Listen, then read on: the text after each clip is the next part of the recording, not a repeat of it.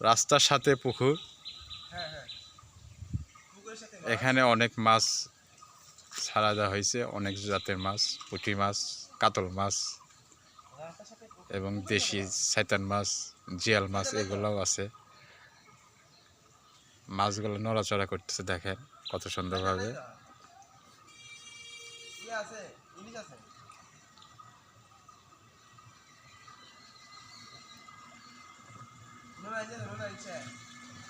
পুকুরে অনেক মাছ আছে, এই পুকুরে কাতল মাছও আছে, মিরকা মাছ।